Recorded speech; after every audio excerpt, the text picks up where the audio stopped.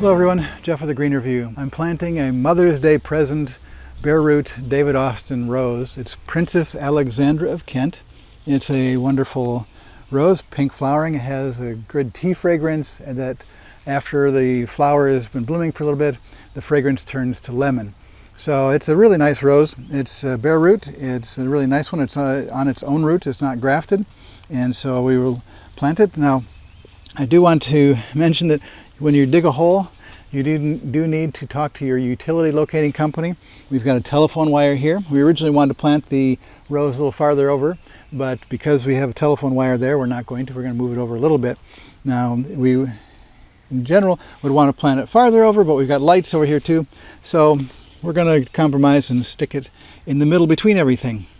Now, in bare root roses, you want to spread out the root system so that they're growing in all different directions instead of crossing.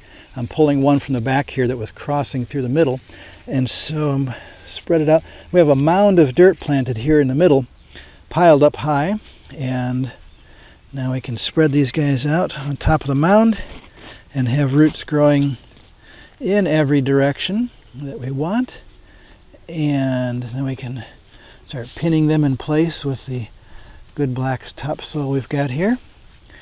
And they won't go anywhere, and it's going to be completely planted here in just a few minutes. I do like leaving the tags on initially so that everyone knows which plant is where. After a few weeks, we will take them off and label the plant with a nicer marker. This is a good Midwestern United States black topsoil. If you don't have that, or you've got too much clay, it's a good idea to add a lot of organic matter to your soil. Roses really like the organic matter. It holds moisture, has a lot of nutrients, opens up the clay soils, holds more moisture than a sandy soil. Now we will water it in. This bare root rose was watered in for a full day before planting, so it's got a lot of moisture in it. And you can see we're right at the top of the topsoil here. So now, the thing to do is to add the mulch. We're using the preen mulch with the pre-emergent built in.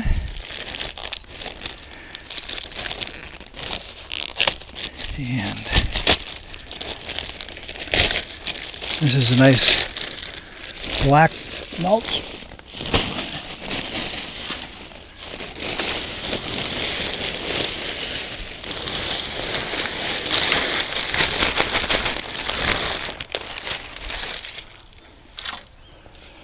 We've got a couple of little perennials back here that we want to keep out of the mulch, so we're going to carefully go around them.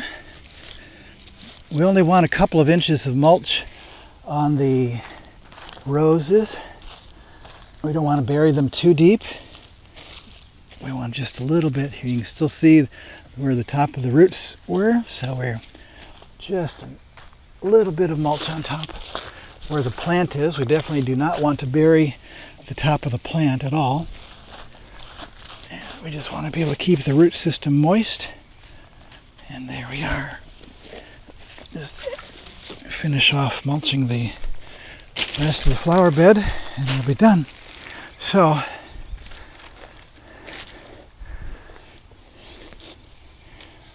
that's all it takes to plant a rose for your mom for Mother's Day, or for that matter for any time. Bare root roses are great in the spring.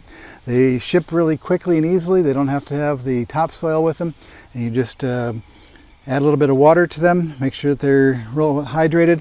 We've got a good set of stems coming up here, a really nice healthy plant, and in a few weeks this will be up and vigorous and blooming.